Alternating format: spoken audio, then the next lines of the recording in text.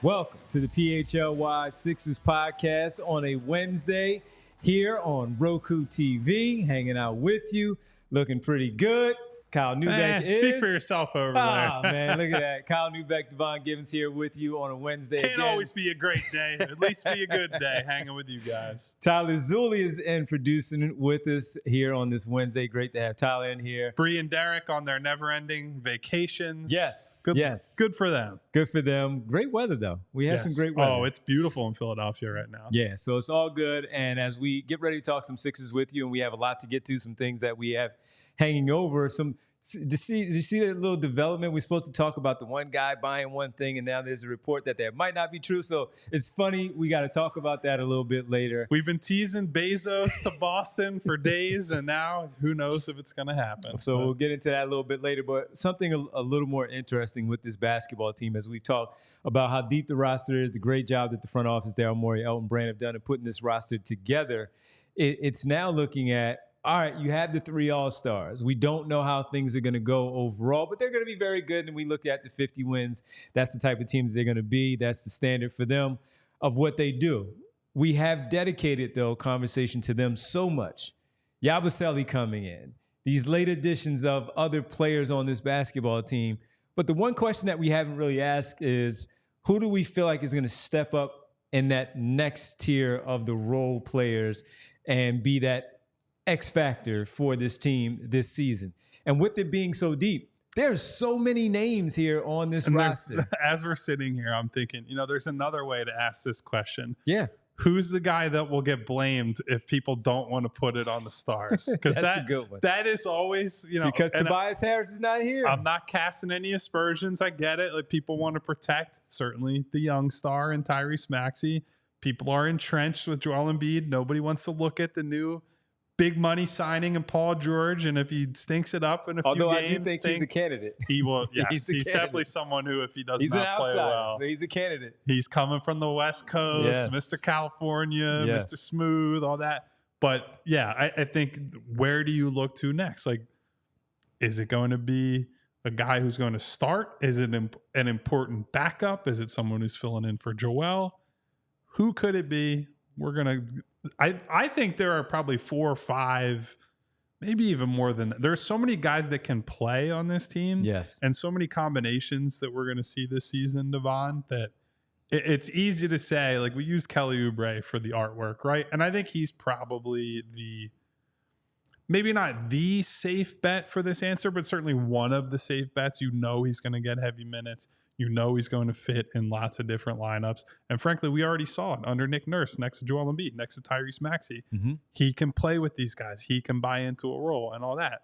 But there are a lot of good players on this team, a lot of guys that bring a different skill set to the table. So I guess, where does your mind go first, Devon? And is it our friend, Mr. Oubre, who we talked about a lot last season? So that's the easy candidate. And right away, real time with Prince Blue says, I think the most important player is Oubre, and it's not even close. He's the potential two-way star that can be the glue guy for this basketball team. And that's a great representation of the type of player that we saw with him last season, as you said, under Nick Nurse, and the importance of when we thought there were certain lineup things with him, especially late in the season, as you try to figure out what that rotation is going to look like. DeAnthony Melton is back, but he's not really back. So where do you go? And Kelly Oubre was the one, he was the candidate that we all talked about, but Nick Nurse said, you know what? No, he's going to be in the starting lineup. He's going to be our guy. And that's why it makes sense for real time to say that. So for me, I am going to go away from it because he is the one that you look at and you say that.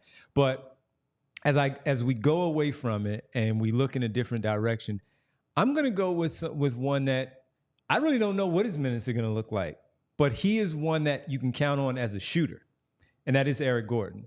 Because of someone I wanted to bring up for that reason. So I'm glad you went there. When we went with lineup substitutions and combinations and starting roles on this basketball team, the one player that both you and Derek agreed on, and some of the listeners and viewers out there did as well, is Eric Gordon, because of the lineup construction that you could have with him being the clear-cut shooter outside of the top 3 of a guy that you can count on to knock down outside shots, whether it's 37, 38, 39, 40% clip from the perimeter for Eric Gordon, maybe some ball handling duties, maybe as a guy who can be out there in closing lineups as well.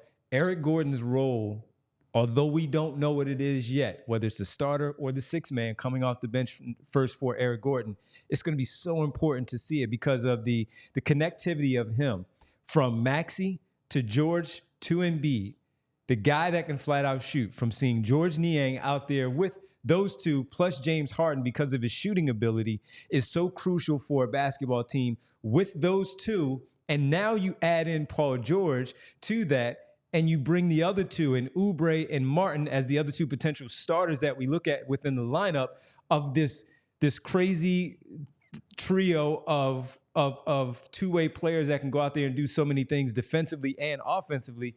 This guy is going to be so key because of that outside shooting and how he looks on the floor with so many different players, all the way down to the other point guards that come in with him, the other backup big man that might be in there with him to stretch the floor, to make things easier for them. And if he has it going on, like you mentioned yesterday, if he has it going on in a game, he's going to be in the closing lineup. You ride the hot hand. You ride that hot hand. Someone asked us yesterday, I think it was Jeff Stewart, asked us late, who's going to be the inbounds player to pass the basketball? We mentioned Eric Gordon as one of those players outside of Paul George because of his time in the league, the way you trust him, and a guy that can also be a threat coming from an inbound to find a spot around the perimeter that if you don't pay attention and you lose him, he's a guy that can knock down a late game shot to either tie the game, win the game, whatever position that Nick Nurse has his team in at that time. And you have to believe that he's going to be one. So I'll start off right there and say Eric Gordon is a player that could be a big-time X factor. And the beauty of it is we don't know any of these players and what their role is going to look like. We think Blank we do, slate, yeah, but we really don't know. I'm glad you went here first because I thought this was someone we'd get to sort of down the road. I think the way you described it is perfect. And I think if you just look at the skill sets of the guys that we're expecting to be the starters, and I think Kelly and Caleb are the two guys we've penciled into those roles. I think if you look back at last season and how prominent Kelly was very good, but part of the reason that he always ended up in those closing lineups is that they didn't have a better option than Kelly, or they didn't have even a different option that they could trust to throw in there, right? So the other thing is that Kelly was the only real wing, right? Tobias is more of a 4, masquerading as a 3 at times. Nick Batum, definitely more of a 4, although he's got defensive versatility. And with Paul George entering the lineup and giving you that one true, like 6'8", rangy, athletic wing, if for whatever reason, Kelly is in a cold spell, can't get a shot to go down. We saw in the playoffs, the Knicks were willing to ignore him at times. Same thing could happen to Caleb, right? Like Caleb is in the regular season, historically like a 34.5%, 35% average 3-point shooter. And maybe Nick Nurse says, look, I just want to borrow a term that Brett Brown used to use. I want a bomber. I want a guy who is going to spot up and launch threes. And I believe in the rest of this group, in Tyrese, in Paul, and Joel, to do everything else, to create, to play defense, to check the other team, to have enough playmaking. And maybe we just need a shooter. It's part of why I've said at times, I'm not ruling out the possibility of him potentially starting. Yep. I don't think they should do that.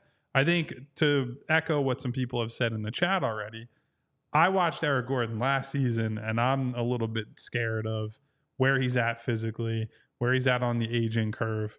But I think he does bring something different in terms of the skill set.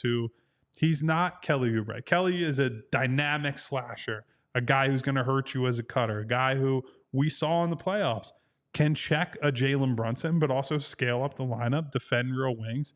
And that is going to give him a clear path of playing time at basically all times. But I think if you just look at like the likeliest bets to shoot, and we know those type of players always get priority on Joel Embiid teams, maybe not under Nick Nurse. We saw what happened to Buddy Hield in the playoffs last year. I think Eric Gordon certainly has a case. He's not where I would go first, but I'm glad that you brought him up because I think we had somebody in the chat already say, I forgot he was on the team. And some of that is because they're deep and people are thinking of, Yabusele and some of these other more recent signings, Reggie Jackson, for example. But he was one of the first guys they went after and brought in here. So I would not discount the impact he could potentially have on this team. Yeah, and I look back at his game log from a season ago, and his season high was 27. He knocked down 10 of 15 from the floor, 7 of 11 from 3. He followed that game up with 21. That was early. That was like in January. Followed up with 21 with another 7 3-pointer game in that particular one. So it's still in there. So as I see our buddy Jay is like, boy, it's like 55, LOL. Yeah, he is like 55. But guess what? If you as a shooter, you typically don't lose it. And with him having to do a little bit less, he had to log a lot of heavy lifting with that team. Bradley Beal was out a lot. Eric Gordon's like a year older than I am, by the way. Just he was forced. I wanted to check. I was like, I know we were in high school at the same time because I remember that. Really? I remember he played that game against Jordan's kid that was on national TV, or they showed it on ESPN. And it was Eric Gordon's high school.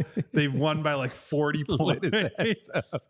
And there was a picture of Michael Jordan on the sideline, just like rubbing his temple, like, oh my God, I can't believe this. Which he was my son. I mean, Eric Gordon, right? Eric Gordon in high school was the truth. And then when he got to Indiana, I mean, he was sometimes really good. He'll still show up. And when you remember Eric Gordon, LA Clippers would dunk on people, sometimes he'll just unfurl one of those in the game, pull it back, and just yam it on somebody, and that's what he still has in it. So again, you're not asking him to play 39 minutes like he had to play in a playoff game against Minnesota because they were forced to do that. Mm-hmm. Grayson Allen got injured, by the way, at the end of the season where he could not play those minutes he had to play a lot of those Grayson Allen minutes with his own minutes, and therefore he logs 39, only scores 6 points in a game that they lose by 6 points. You're asking him to log probably 20 and below in this particular lineup, unless he has that hot hand that you're talking about that can maybe go a little bit higher. So while I get it, and PHLY said he should be somewhere sitting with PJ Tucker,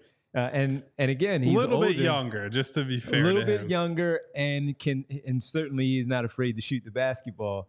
So this is a different type of situation for him to come into on a 1-year deal. He's going to play minutes. He's going to shoot the basketball. He's clearly your best shooter outside of Tyrese Maxey. So I'm curious to see where it is. Ideally, again, coming off the bench because you have Martin and Oubre starting with Paul George as your trio of wings.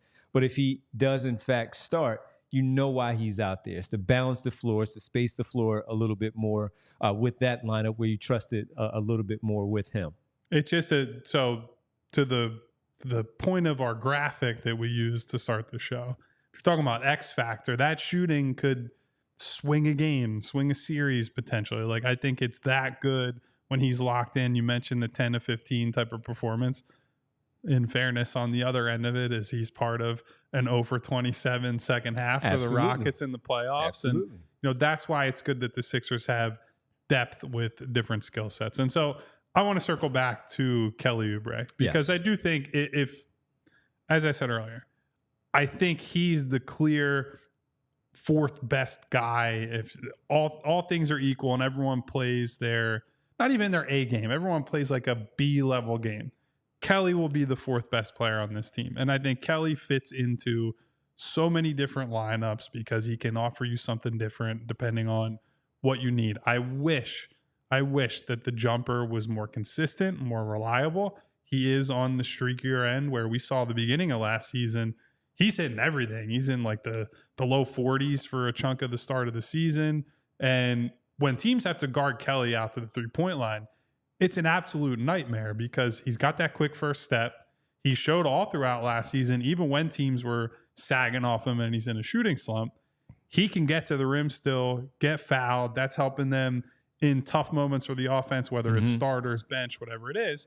He's able to sustain the offense for moments like that, slow things down, slow things down the way Joel can, right?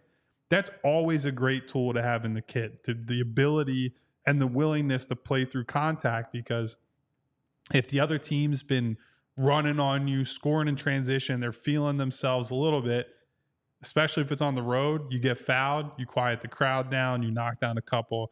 and then you can go back the other way, get set up in your half-court defense. Where, excuse me, man, I'm struggling up here today. I'm going to have to get a water between the so Kelly just has so many different things he can do, and I think based on the way Nick Nurse changed the offense and the structure last year, we saw more movement, we saw more cutting, and that suits him way more than, if Doc was still here and the idea around Joel is let's keep our spacing static. Someone will always be in the corner. Someone will always be on this wing when Joel is at the nail. Well, instead, it's a lot more read, react, move off of each other. And Kelly did a great job of navigating from that dunker spot, figuring out when to space, when to move. Joel and him had good chemistry on all those actions. Mm-hmm. And so I think, given that we talk about it all the time, how important chemistry is and how important those reps are, the fact that Kelly's going to be able to come in right away, having already played with Joel, having already played with Tyrese Maxey, and being in that position to be now one of the leaders of this team, which would have seemed crazy coming into last season, but I think he's ready to hit the ground running. I'm expecting him to have a strong start to training camp and the preseason, and I think that will launch him pretty much right away into, solidify that top group that he's going to be a part of. Playing for the rock star that is Nick Nurse, the coach that he said, and doing it. And here's the other thing too: coming into last season, while he settled down and eventually that role was established by him, quickly became a fan favorite. It all worked out. Even when he was out for that time, the first time after missing because of the off the floor stuff, that they really missed him. Yes. Fan base missed him, and understanding the importance of who he was with this. So now he's coming into year number 2. He has a multi-year deal and a 2-year deal with a player option in year number 2. So he's not worried about anything now. He's secure in the sense of, I have a 2-year deal. If I ball out, I'm going to opt out and I'm going to get another one. Mm-hmm. So the only, of course, worried about that part of, yes, playing up to your standards and maybe even above that and winning in the process, and you being a big part of that, you're rewarded at the end. He's not worried about coming in on a late minimum deal and worrying where he fits in within the team structure and the team concept of what Nick Nurse is doing, because he now knows. He already knows what he needs to do. And even if it is the 6 man, he's going to play 25 to 30 minutes a game, and you know that. You're going to play against a big-time offensive player on the other side. Our friend, Kelly Oubre superfan, Phil W., listened to, it's either yesterday or Monday's show, where we referenced the idea of Kelly being able to play 6 man. And he got very upset about it. Like, Kelly's not a bench player, blah, blah, blah. And I think Phil either heard it or took it the wrong way, because I said it, and I think we meant it as a compliment. Yes. That Kelly is one of those guys that clearly, again, one of the top 5 guys on the team. He was a priority in terms of the money he was given, when he was signed, all of that in free agency. They made it enough. It was urgent to them to get that done. The talent level suggests that he should be there. It's just that he has a skill set that works in either scenario. That a lot of people don't have on their team. Eric Gordon, for example, part of the reason that I'm like, I don't know, like maybe you have to start him, is because I don't want him coming off the bench where it's like him and Kyle Lowry coming in the backcourt together. And it's like, man, you're running out of creation skills. Like, Kelly comes in, you just give him the ball and he can figure it out. Kelly comes in, he's in the corner with a tight contest. He doesn't care. He can just shoot it anyway. Just wreck shit, man. And so just do his mentality and his skill set is suited to be, whether it's with the starters and their best players, or whether it's as one of the featured guys coming off of the bench with these backup units. It's a compliment to him that I think he can do either thing. And it's also a compliment to him that I said, I think because of the camaraderie, the chemistry, the trust that he has in Nick Nurse and with this top group of guys, that I think Kelly would be willing to do that if Nick Nurse went to him and was like, I want you to be Sixers Ginobili. I want you to be that type of guy for us, that you're coming in the game and you're changing the tone. You are changing the tenor. You are offering physicality, athleticism, all that. I think he would and could do that. Do I think he's going to? No, I think initially I still suspect he's going to be one of the starters, one of the closers, and I think he has absolutely earned that. So any suggestion about he might come off the bench is not, hey, Kelly is the 7th most important or best guy on the team. He is a top 5, top 6 most important player on this team. It's a recognition of his ability to get his and make an impact, even if he's with some of these bench guys that we have more questions about. And from where he was at this very time a season ago, which was the point we were talking about, to where he is now, where he is no longer a worry about this basketball team. It's more his importance because of what he has shown. He'll have ups and downs, but we're not going in like, oh, man, I don't know what the heck they're getting out of this guy. And guess what? How often do we hear about it's not who starts, it's who finishes? Mm-hmm. Kelly Oubre was in a lot of those closing lineups, and he should have been. He should have been because of how good he was, especially when he had that stretch of averaging like 17 to 20 a game. And he was rolling in that, what was that, February, March stretch there where he was really good. And the defense was the best thing because... And that's when we started to really notice that. He was scoring, but to me, the biggest thing at the end of last season was there weren't those mental lapses. Yeah. It wasn't a, hey, I'll play defense tonight, but maybe Thursday night. It was in every single night, every single game. He rose to the occasion. He rose to the challenge and showed to me a level of responsibility for the team that I hadn't seen at other places, where he could just be along for the ride. I saw him take ownership of the team. And look, they were struggling during that time. Joel was not there. But I commended him at the time, and I still believe he deserves that praise for trying to keep them steady and keep them afloat, along with guys like Tyrese Maxey. Phil, don't worry. Kelly has your agent fee. Don't worry about it. You're all good. You already got that commission. You're eating good. We know you want that next contract, which is going to be the final big one. Don't worry. It's all good. We got to get Kyle's first one on the other side. We talked about Oubre and Eric Gordon, their importance. Who else is an X factor? We see some names in there. We'll get to them. We'll talk about it on the other side here on PHLY Sixers Podcast. As Kyle starts coughing and sneezing here in the studio, I have to tell him where to go. Because my guy's my partner. We've become so close over this last year. I got to make sure he's good, whether it's from tissues to medicine, whatever it might be. Mostly candy. He gives me a lot of candy. I do bring in a lot of candy. Got to tell you about Rite Aid and their allergy season that's sneaking up on us. Typically, you're like, allergy season, Devon, that's the spring, that's late September. No, it's actually in late August, mid to late August, when it really starts to get after you. Fall allergies can begin as early as this time. And with it, the main culprits are dust mites. Maybe we need to dust a little bit more in here to keep Kyle cool. The plants such as sagebrush, tumbleweed. We don't have any tumbleweeds going through here. And pigweed. But not yet, anyway. Not yet.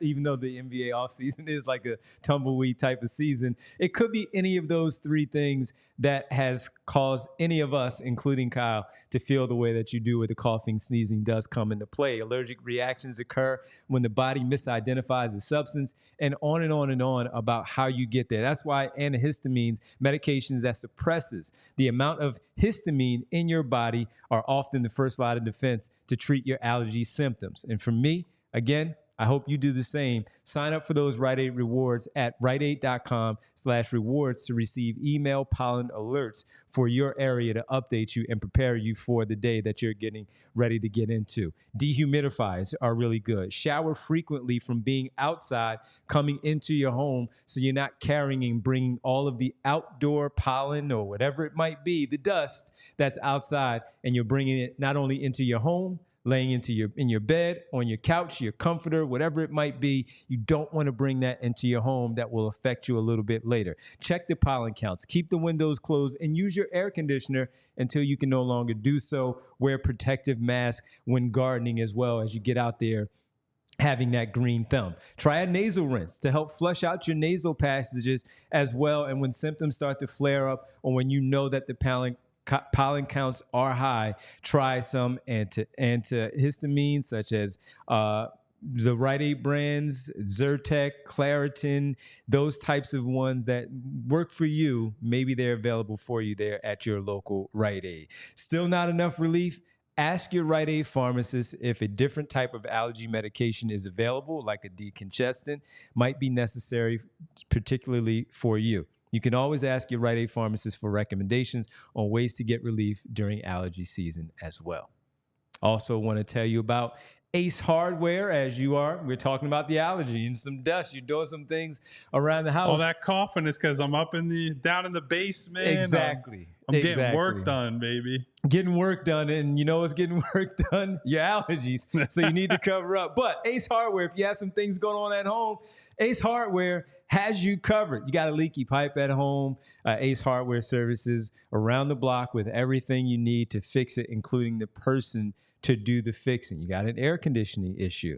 Got a person for that. How about faucet? You need that to get ready for the fall, right? Well, got the person for that too, because now they're not just the helpful hardware folks that we're so used to. They're also the helpful home service and repair folks as well. So if you own a home and you have some issues there and you need those taken care of, well, you got it covered for you. Again, from plumbing to heating and cooling, got the trusted pros to keep your home humming all year long. Ace Hardware Home Services, bringing helpful home, the helpful that you love from the store now to your front door. Visit Ace Hardware Home Services online at www.acehardwarehomeservices.com to get you started on your very next project. Man, I coughed 2 times and the whole chat's like making up reasons that I'm coughing. Jay's asking if I'm smoking cigars. I'm not anti-cigar, to be clear, but I don't remember the last time I actually, that's not true. I do remember the last time I smoked one. I was in the Dominican with my wife on vacation right before the regular season ended. They had, at the resort we stayed at, it was a cigar and rum workshop. Got to like make some cigars and had some nice, like real sweet high-end rum. It was a good time. Try one once. And when I tried it once, not a cigar. So number one. So you're like Will Smith. What was the line? He goes, "It's for the look. I don't bite it." Exactly right. You're right. I have asthma, and then it was just like, whoa. You started getting a little woozy. So I wasn't doing it right, and it wasn't for me. I was done. I need to lay down, and I'm like, yeah, this is not for me. So you're absolutely right. It's only for the look. Educated Tyrone says, I don't do cigars, maybe some whiskey. I love a nice glass of bourbon, a cigar in like fall-ish weather. Like tonight, I should say, when it's in the like low 60s, maybe high 50s, have a nice glass of bourbon, smoke a cigar. That'd be But I gotta look. You guys gotta see see my teeth every day. I don't need to yellow my teeth out with cigars. Just gotta brush your teeth, man. So that's all. Just brush your teeth. You can brush them, but if you're smoking cigars regularly, if you ever see the guys who are like the country club guys, or I know there are some cigar clubs in town. Guys who come out of there who are the regulars. Yeah. I'm just saying it's hard to combat it. 2-3 month dentist visits, man, to make sure they're right. Remember, because we're Seinfeld guys. Remember the episode where Kramer had the cigar thing at the apartment? Yes. And his teeth were like, I think Jerry said he looked like he has catcher mitts type of color on his teeth because it's that bad. But no, it's a cool look with the cigar and even the bourbon. And you guys know I don't drink. It's just not my thing. I just don't like the taste. That's just my choice. But the man of no vices. Not that I haven't tried it. It just didn't work for me. And so if I'm sitting there with Kyle and he has a cigar, I can hold the cigar and look cool. And I can have a glass of cool. The glasses look cool. I always have the ginger ale when I'm out with my folks and they're drinking and stuff. It's got bubbles in it. It fits, but it's not dark enough for the bourbon. The ginger ale with the bubbles. I was gonna say it's not dark enough. So what would I go to? My go-to wedding drink is actually a whiskey ginger. So that's they look sort of similar. Just mine would have that little tint in it that yours would not. It's a little bit darker, and then you can have the bottom of the glass. I don't have to fill it all the way up, so I'm still looking. There you go. Still looking right with the bow tie and cigar and all that stuff. All right, cool. Who's your X factor? All right, so let's go. As we sit back and the Sixers hope to be smoking some cigars in the locker room at the end of the season, who are we talking about as a big key? Jay's saying he's hitting the sticks 2 times a week on the cigars, and he knows Jay, I'll have my people talk to your people. Hey, Jay, we'll come hang out. I got to take a shower, though, because the cigar bar, I have another. Anyway, got to take a shower. Before we go too far down this road, we'll go in a different direction. Andre Drummond is going to be a huge variable this season, because it's not only the 10 to 15 minutes he'll play. I shouldn't say 10 to 15. I'd say he'll get a solid 15 when Joel plays, potentially more based on, if things are going well, Joel gets some extra time on the bench, he'll play. Absolutely the 25, 30 minutes he's going to get when Joel sits. So that'll be if he's hurt, if he's sitting on the second night of a back-to-back, if it's a 3 games in 4 nights scenario, as we were talking about on the schedule release show, if it's an 18 games in 30 nights scenario, that who the hell knew the NBA was even planning around those? But then also they get to the playoffs. We've seen time and time again, anytime Joel is not on the floor, they bleed points, they lose minutes, and that becomes so critical. And so no matter what point of the season they're at, Andre Drummond is going to play a big role in the success of this team. Now, what I would say is that it's never been just a backup center problem, right? Part of the problem is, hey, you don't have the third guy or the supporting cast to make a backup unit without Joel work, because Joel's a unique talent. You build around him. And when those guys with those specific skill sets are not next to Joel, things might go haywire. But because they have Paul George, who fits with basically anybody, because they have this additional wing talent, because Tyrese Maxey has now elevated himself to, saw it all last season, when Joel's healthy and he's able to lead the what we'll call the main lineups, the starting lineups, and the Embiid heavy bench groups, Tyrese at the start of those second and fourth quarters, he's throwing a haymaker. He's separating. This is not just, hey, we try not to lose by 15 points. In many cases, the Sixers were ending games with Joel on the bench and Tyrese going on like a 6 to 8 point run. Game is over. So Drummond is going to be part of those groups now. And they're not just going to rely on him for the rebounding, although that will be a huge, huge component of why he's here and how he's going to help this team succeed. They're going to need him for some secondary playmaking. He's a decent, if a little bit adventurous passer. They don't have a lot of good passers on this team. And so he's going to be used, at least at times, as a little bit of a hub to, guys will cut off of him. He's going to hit cutters. He's going to hit 3-point shooters, whatever he needs to do. And just the night-to-night production from him is going to be so important. And we've seen it with him already. He's able to go from that 10, 15, 18, whatever it is, minute guy to 30-minute, maybe like 15 to 20-point scorer on a given night if they need him to do that. That's a really hard thing to do. It is impossible to step in Joel Embiid's shoes, but the more stability he gives them, if he's just able to stay healthy, which knock on wood, he's generally a relatively healthy player. If he stays healthy, he offers consistent rebounding. If the defense is just good enough, he will have the pieces around him to have a really successful season. So do I think he's going to be the 4th best player? No. Do I think he could be super important? And do I think his success could help define this season? Absolutely. He will certainly be the 4th most important player when he's starting, because you need those 30 minutes from him of consistency, staying out of foul trouble, etc. The minutes that, as Prophet 1 says, going to miss B-ball Paul, but because when Embiid will come off the floor and how they would lose those games a lot of times, it's about winning those non-Embiid minutes. So when you do bring him back, and people were so upset, like Real Time is talking about when he left and went to the Nets, that hurt. Now, we don't know what it would have been like in the playoffs because he hasn't been a great playoff performer. No, he's been benched in the playoffs. But before. That being said, that's a good option to at least go to and have that. So where he's going to be key is the offensive rebound, giving them second chance opportunities in that way. Of course, the defensive rebounding and giving them the opportunity to get out of that end of the floor and even start some breaks, as long as he's not dribbling and going up the floor and doing all that stuff that he does, which is always fun and comical.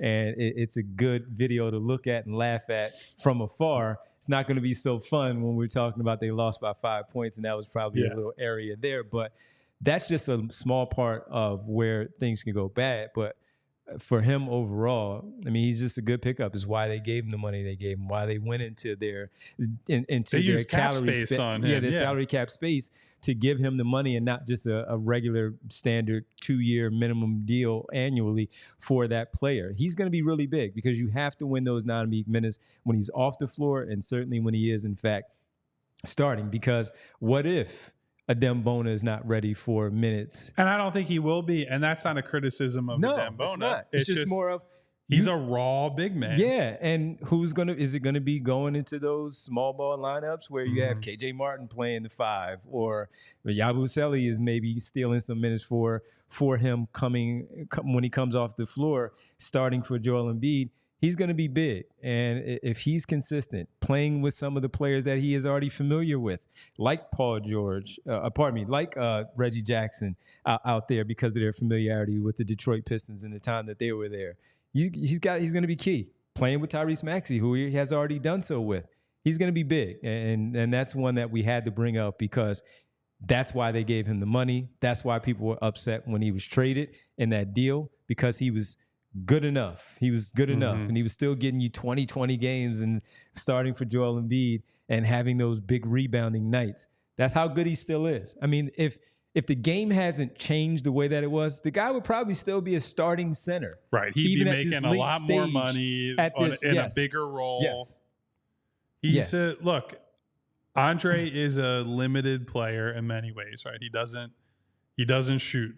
He's not a good free throw shooter. So if he gets those offensive rebounds, you can hack him and force him to get his business done there.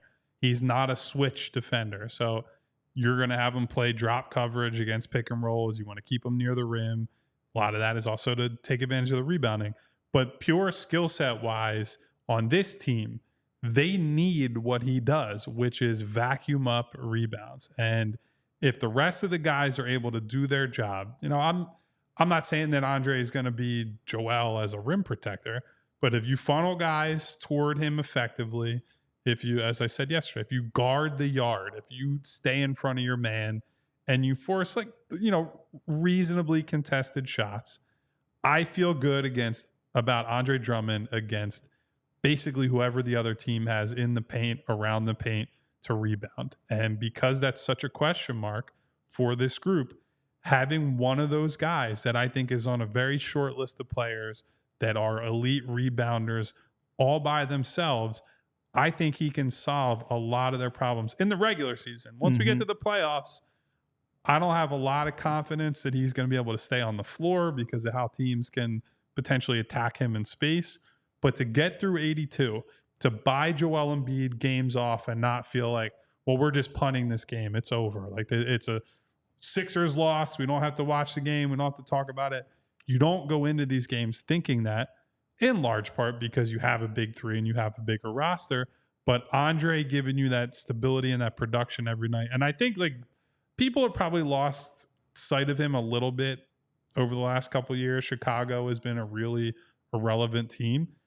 You could argue he's gotten even better in this backup role since leaving Philadelphia. He's had good seasons behind Nick Vucevic, and on the off night where Vuce is hurt or Vuce is out for whatever reason, Drummond has filled in admirably. So he comes in with this good attitude, with a skill set that works, and it seems like he's in a position to succeed. So I have high hopes for him this year. Yeah, it's going to be fun to see him back in the Sixers uniform and watch him every day when he's out there backing up Embiid or starting with Embiid. And by the way, the big body, when we talk about Tyrese Maxey, important with that screen setting and getting him open.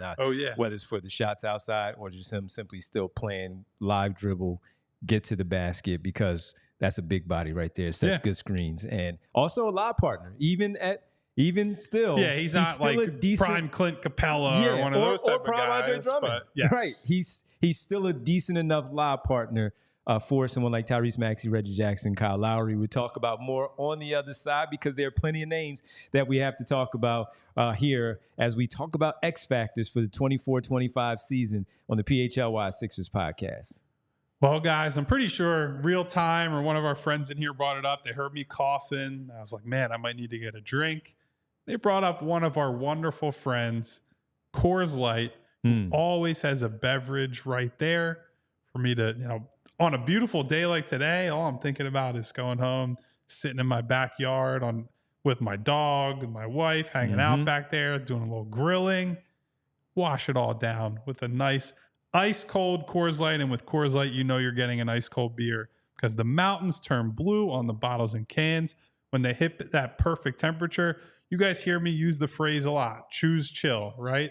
And we don't choose chill on this show very often. There's a lot of me yelling at Derek, me yelling at Denver fans, me yelling at some random bozo in the YouTube chat. Occasionally, Kyle and I yelling at each other about about whether caricatures or silhouettes, a left-hand shooter or right-hand shooter, and we still can't agree or disagree about it in a productive way. But at the end of the day, you can always step back. You're amongst friendly people around here. We're having a good time, so you can always choose chill. And once you do, then you can go into the fridge, go into your cooler. I'll tell you about a cooler in a second, and get a nice mountain cold refreshment beverage from our friends at Coors Light. So when you choose to rise above it all, I want you to choose chill and choose Coors Light.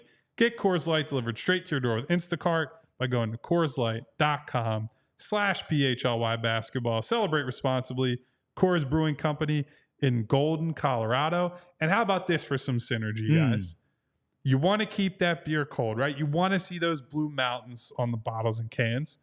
Guess what? We've got a cooler company partner, our friends at Rugged Road, that I'm not going to lie to you. I'm a little upset with Derek this week. He's talking all about, hey, Rugged Road, this new partner. We got this cooler that floats on water. I'm going to be on I don't know if it's a lake or a river. Derek's out in the wilderness. He's talking about, man, Rugged Road is so dedicated to innovative, durable outdoor gear. I want to use it. Zero pictures of that Rugged Road on his trip. None. Derek has abandoned us. He's been derelict in his duties. I'm ashamed of him. You know who's not derelict? That's our friends at Rugged Road. They have a floatable cooler. How do you do that? I said it the other day. Coolers are great as not just a cooler, but as like a seat at a tailgate. I know many people around Philadelphia use that. Eagles games, Phillies games, whatnot. Now you can go out into the wilderness. This is the next step of innovation in cooler technology. It's also lightweight. So when you're dragging around a bunch of cold beverages, alcoholic or not, you don't have to worry about it being too heavy, needing multiple people to drag it around. It's also durable, dependable, and versatile. You can take it just about anywhere, unless you're Derek and it stays at home and you don't take any pictures of it. But we hope he's enjoying his vacation anyway. We are enjoying our new relationship with our friends at Rugged Road, and we want you to be part of the family too. So gear up for your next adventure with Rugged Road coolers. They are reliable, durable, and built to be used. They're not just a conversation piece. They're not just collecting dust in the corner. Use it, take it everywhere. Rugged Road is your ultimate outdoor companion. Head to ruggedroadoutdoors.com and use code PHLY for 10% off. See, we do these so much, even our family in here. You got Darkness saying, I keep my Coors Light in my Rugged Road by wearing my Shady Rays. That's right. See? That's right. Look at that. Family product placement right there in the chat. We got that. We got it. We're doing our best. We're doing our best, and we appreciate it. Doing their best. By the way, 76ers putting the roster together, maybe one of the best summers for an NBA team of putting their roster together for the upcoming season. And one of the other directions I think we have to go in, Kyle, is looking at, I don't know if we combine them just because of how important it is for these two, Kyle Lowry and Reggie Jackson. And we still haven't gotten to another guy I want to get to at some point. Kyle Lowry and Reggie Jackson, because we don't know who's going to be the primary. They're probably going to play, like you mentioned when the signing happened of Reggie Jackson, that Kyle Lowry might get a couple of days off. And when he does get a couple of days off, Nick Nurse is going to call Reggie Jackson's number potentially because of two veteran players that you know and you trust. But it's about the ball handling, the trust on the floor, hitting open shots, not turning the basketball over, and making sure you sustain certain things. Also, if things are going badly on the other end, some run stoppers, not in terms of points, but settling down the team with veteran point guards. You're going to have Maxey, George, and even Embiid for that. But you're also going to need, as we talk about Eric Gordon as a potential person to do the same thing. But certainly you look to your point guards to kind of settle things down when things start to get a little haywire and out of hand, when the runs start to happen. Yes. Don't panic here, guys. We're good. When KJ Martin or Ricky Council potentially is on the floor, some of these younger players that you want to make sure that, hey, yeah, we're down 8, but it's okay. We're still only in the third quarter. Don't worry about it. Settle down. This next possession is going to be important, and let's get there. And so that's where, not only with Nick Nurse leaning, is he going to lean too much on Kyle Lowry? Or is he going to say, hey, I want to save him for the postseason. I have another capable backup point guard here, and Reggie Jackson. Both of them are capable of having big nights on every fifth day when it comes to maybe some scoring that you might need, hitting those outside shots. Both have won championships. They've been in big games. They both played in the finals. And that's where I look at both of those point guards for a lot of those things that we talk about. Yeah. So again, the $1 million question is, how deep does that relationship between Kyle Lowry and Nick Nurse run, right? Because Reggie is younger, I think more dynamic currently. He's more of the scoring type backup right now, right? Like, I think he can go out and in a flurry score like 6 to 8 points pretty quickly. And okay, that's made the defense think about him a little bit, where Kyle is more of that, what you're talking about, like get the offense settled, calm things down, run their stuff. I mean, he knows Nick Nurse's playbook in and out, already knows a bunch of these guys, having played with them last year. I think I trust him more as an off-ball guy too, and we saw him used a lot as that second guard in some small lineups last year. I think it's basically a different version of what we saw with him and Campaign last year. Like, they different types of players, different skill sets. Yes. And Nick is willing to, play these smaller lineups where it's 2 and maybe 3 guards at a time that are right around my height or shorter, which I'm a little uncomfortable with. But they had long based on careers. who they got to defend. But when Campaign was going off and making threes, it worked just fine. So I think there's probably room for both of them throughout the season. How much they play on a night-to-night basis is really up in the air. I think I'm sure we'll do a show on this at some point, or I'll do an article for our diehards where it's like the training camp and preseason battles to watch. That's one of them, because the other subplot, we mentioned the Nick Nurse, Kyle Lowry connection. The Reggie Jackson, Paul George connection is very strong, and I would imagine played a big part in why he's here. You think a lot about, it's just the pure skill set stuff, but we talk about it on the show all the time. The relationships, the politics, all that goes into, how guys are subbed, how guys are played, and how it all shakes out on the floor. So, yeah, I think both have a role to play at some point this season. And as Nick Nurse is tinkering and figuring out, this is what our rotation looks like, I like the idea that, even though I don't want both playing in a playoff rotation if they can help it, you can get a feel for, okay, if we play, this group, what does it look like with Lowry there versus what does it look like with Reggie running the show versus even, what does it look like if Tyrese is the captain of that group? And so I like not complementary skill sets, but the different skill sets that they bring to the table to support the rest of the guys. And last season for the Denver Nuggets, he started 23 games, but he played in all 82. So he expects to play some basketball. Yeah, he's not coming here to hang out on the sideline and wave towels, right? Like he averaged 10 he points. Wants to win and he wants to play. And I don't think he signed this deal thinking I'm going to be a cheerleader for this team, nor do I think he should. Like I think he absolutely deserves to be a rotation, even if it's back of the rotation type player.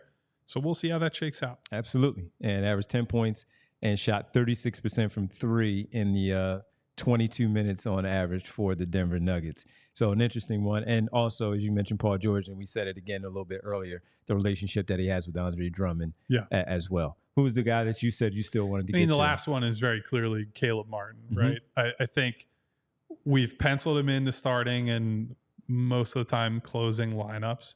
He was probably is he the biggest surprise signing of the offseason? I mean, Yabusele might be up there. Yeah. Like Paul George, we had talked about it a while. When Caleb Martin was out there on the market. The word that was out there was like, nah, the Sixers aren't going to have a chance to get him. The previous money that was being offered by Miami was significant, and I don't know why he would leave there to come here and yada, yada, yada. And then he ends up here, and it's like, oh, wow, they really bolstered their rotation. They got a very, very good. And at the number. On a good contract. And no, so maybe that'll lend credence to the idea that it's not impossible that he could get traded, because he is a good player, like a solid fifth starter type guy on a very movable contract, a very team-friendly contract for the next 4 years. But I think he's the type of guy you want on all winning teams. He's a do the dirty work, do the little things type of player. He's a multi-skill guy. He can put it on the floor. We brought up earlier the average-ish shooting, but in the playoffs has been a dead-eye, lights-out shooter in recent seasons. So maybe you're just hoping when you're playing off of Joel and Tyrese and Paul, maybe you just get a higher quality of looks, and that's able to get you closer to that high 30s, low 40s number from three.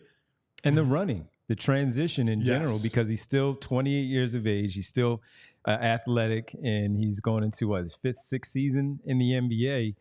He brings a lot to the table on the offensive end in terms of transition stuff. So we're to believe that when you talk about Joel Embiid increasing his rebounding numbers yesterday, back in that 11, 12, 13 range, you're going to have a lot of transition opportunities, some secondary break opportunities as well. And while guys are spreading around the perimeter to fill out for those three-point shooting, you're still going to have the traditional run to the basket chances and filling those lanes too, where you might be able to sneak in there and get a few more. And as good as the Miami Heat are for what they do, there's more firepower on this team, where he's the fifth option behind Kelly Oubre in the starting lineup, and he averaged 10 points. He can do that here, maybe a little bit easier. And the field goal percentage is going to go a little bit higher. The three-point shooting may at 35% a clip. Maybe that bumps up to 37 just because of the quality of looks. Versus Jimmy Butler's going to get you some looks. If he shoots 37, 38%, they are going to be really cooking with gas. But again, it's the looks that you get. And Eric Spoelstra, we talk about how he's arguably the best coach in the NBA. He finds ways to get everybody open. So you give him the credit there. You do that because the coach is so good. Jimmy Butler is great. And Bam Adebayo is Bam Adebayo. Tyler Hero is a very good shooter, so you have to respect them. He'll get some open looks. But now you're also talking about three all-stars that are going to be drawing a lot of attention.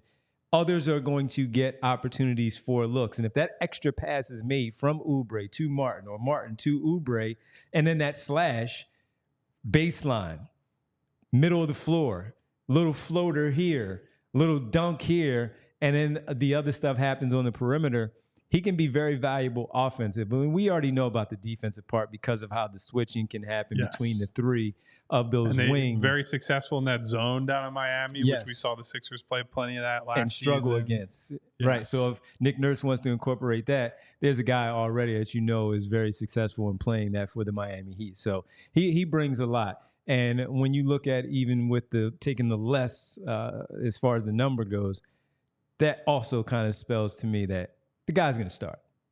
He took less money. He came here, opportunity to play. He's going to start. Whether he's traded in February, we'll wait to find out. But I think it would have to be a pretty significant move for him to get traded. For the time that he's here, that guy's going to be a starter, and he's going to be a key, integral piece of what they do for this basketball team. And you're right. That is surprising. Look, we were still when the players started to dwindle on the free agent market, and we're like, oh, look who's left and who can they go out there and get.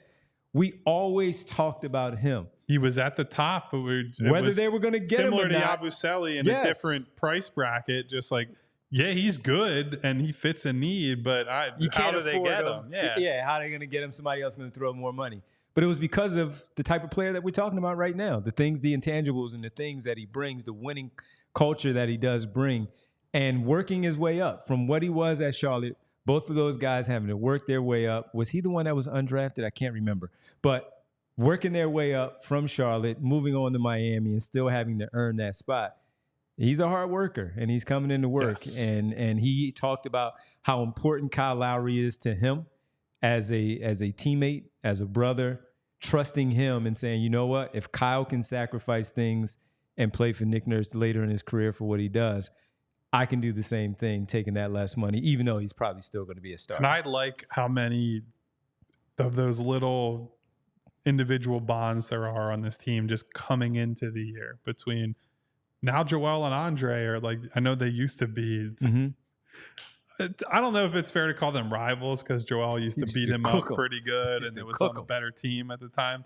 But they went from guys who would butt heads and talk trash to they seem to be friends. You know, I'm not best friends. Didn't Drummond talk about how he would still talk to him while he was in Chicago? Joel was, calling him to get him to come here. And you got the Miami Heat relationship. And so there's a lot of those. By the way, Reggie Jackson and Paul George. Undrafted. Caleb was the undrafted one. Cody was drafted. All right. So thank you, Ty. So yeah, there are just a lot of these little relationships within the team that puts them in a good spot to come in with some built-in just harmony, and hopefully they're all pushing toward the same thing. His together. team is so deep. We talked about X factors, and even though he's a rookie, we didn't talk about this 16th overall pick playing a role on this team. Yeah, I mean, look, I would love for Jared McCain to come in the preseason and just shoot the hell out of the ball and light it up and say, hey, Reggie Jackson and Kyle Lowry, it's been nice seeing you have long, successful careers in the NBA. Yeah. But I'm here and I'm coming for backup minutes. But I think based on what we saw in Summer League, it's going to be a longer path for him. Probably going to spend some time in the G League. I think in general, the organization does not believe rookies come in right away and meaningfully contribute to winning. That doesn't mean they're not going to play. Doesn't mean they don't deserve chances. But I think when push comes to shove, Jared McCain will get pushed and shoved out of the rotation and toward the end of the bench in favor of some of these veteran guys. But I would love to be wrong because I think we talked about Eric Gordon and the value of his shooting. Jared McCain, if he gets cooking, you're in a good place. Completely swing a game. You're in a good place if that happens. The Frenchman joining Joel Embiid, that might be a relationship there.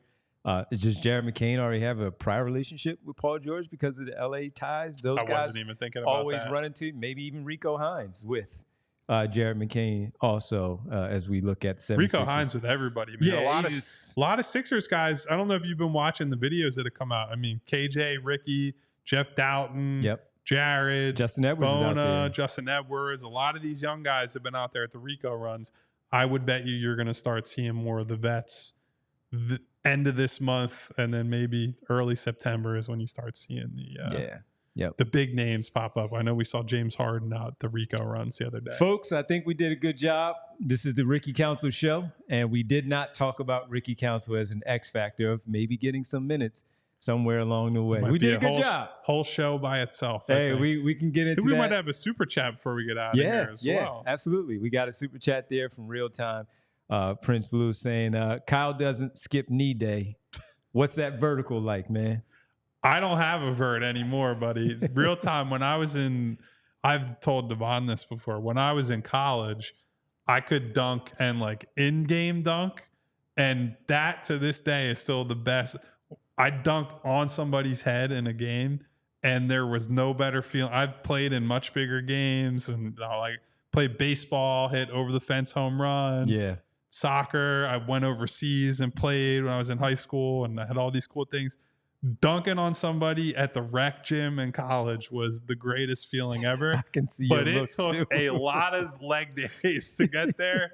Leg days that are long in the past and many years and poor decisions health-wise for me. So there will be no dunks in my future unless it's on a Little Tykes or Papa Shop. Real Time, I can tap a mean backboard, man. Right? You know what I mean? You get this when you first tap backboard, when you're height challenged and you can't jump as high with the vertical, you get that breakaway though. And it was funny because I'm a right-hander, but I always jumped higher off my right foot, finishing with my left. So I can almost dunk with my left. It's a so weird here's thing. the weird thing. I was left-footed playing soccer, so my right leg was my plant leg. Yeah. But my left leg was my jumping leg for basketball. It was like that shouldn't really work that way. It's a kind of I don't know. It's a weird thing. And we want to tell everybody, make sure you go sign up for the Die Hard program so you can read all the stories Kyle Neubeck had one drop yesterday about Yabusele and how important Yabusele, well, the other day, about Yabusele, where he fits, how he fits on Monday. The story dropped, allphly.com. Phillies have the takeover happening there on the 29th. They're at Top Tomato, where they'll be broadcasting live from there. It's going to be a fun one. $1 beers, $1 hot dogs. Make sure that you go. And again, sign up for your Die Hard program to find out where all the events are, allphly.com/events. And then the Birds also have their the viewing party that takes place on a Friday, the 6th for of that September. Brazil game, maybe. For the Green Bay, Philadelphia, Brazil game. It's going to be a fun one. Football season is back, people. And it's going to be great. All right. Gene already called it. You know what it is. You know what time it is. It's time for a roll call. Oh, yeah, baby. First of all, before I start calling out names here, few people calling me a liar in the chat. Like, About we need footage ability? of these dunks. I was 6'3" and 20 years old. You guys are acting like it's like a stretch in the imagination to believe I could dunk a basketball. You can see I have long arms, right? Like Devon sees. Most of you guys who have actually met me are always like, wow, you're taller than I thought. Yep. It's like, Yep. I'm not acting like I'm like Vince Carter over here. I'm not windmilling on people, but I could go up and dunk. It's not like a controversial thing to claim when I was in peak physical condition in my early 20s. And you are the same ones that talk about his calves every day. Really? Every day. It's I'm not telling you like I invented Bluetooth or something, like as we were talking about on that one show. Anyway. Yeah. So all these trash talkers, I want to see video of you dunking. How about that? I already told you I can't dunk anymore. Those days are long behind me. I'm definitely not getting close anymore. How about this? Show me a left-handed layup, let alone a dunk, and then we can have a conversation. I got that one down.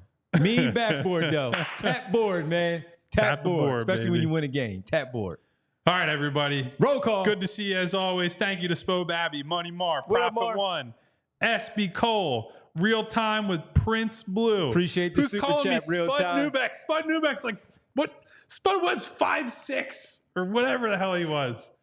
I'm like 9 inches taller than He was Spud exploding Webb. to the basket like Eric Gordon, folks. You just didn't see it. Come on. Come on. Come on. Jay says, my bad. And by the way, Jay, you'll have your people talk to my people about that whole Look at the Vince Carter, Kyle the cigar Neubeck, arrangement. Kyle Neubeck, Vince Carter in the middle of the screen. Yeah, no way. there. I'm not jumping over a 7-foot tall guy. I'll tell you Sorry, that. Fred Weiss. Sorry. That'll live in infamy forever. Thank you to Rick Morris, Eugene Ross, Ricky Morse. Brian Knight, my girl Winona. Nona, hey. Profit One. What up, Prophet One? Tell us some things so we could see forward. Hey, Aaron, Elaine What Bruno, up, Aaron? who's sending the cap emoji at me. So Elaine, I will remember that. So You know if what you ever, you do? You want the adjustable rim, the adjustable courts outside. You take it down to 9. I was mean on the 9-foot court, I man. mean, listen, I'm not saying I never played on a lower rim, but that was also when I was a kid. So. Full head of steam. Hey, bang! Right there on the 9-foot court.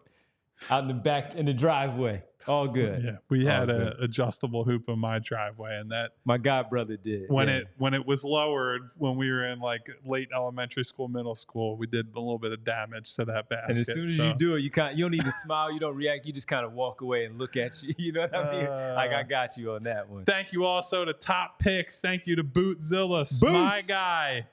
Who else do we? I think it was it Educated Tyrone. Am I remembering that correctly? Was that what it was? Yes. Ty's giving us the thumbs up. Tyler gives thumbs up. Thank you to Educated Tyrone. Who was our Real Time was our super chatter. So I'll thank him once again. Thank you to everybody who came out. Appreciate everybody. You know who I didn't say? Who? Darkness. I can't believe I had that in my chest today after all that coughing. Thank you, everybody. Now Dr. they're calling me Julius Neubeck. I was not trying to tell tall tales. I'm just saying I used to be able to dunk, and now I can't come close. You got to get the Steph Curry dunking this late in the game. The rim grazer package. Yeah, there you go, man. If I have anything, I have that these days. You go. Guys, if you have not already, hit the subscribe button, hit the bell icon so you get notifications every time we go live. If you hit the thumbs up button, maybe next time Derek goes on a camping trip, he'll actually post a picture of his rugged road cooler and choose chill with some Coors Lights. Absolutely. If not, we will still be here tomorrow at 3 p.m. Thank you to Tyler for producing. We will see you tomorrow. See ya. We all silly like the mayor.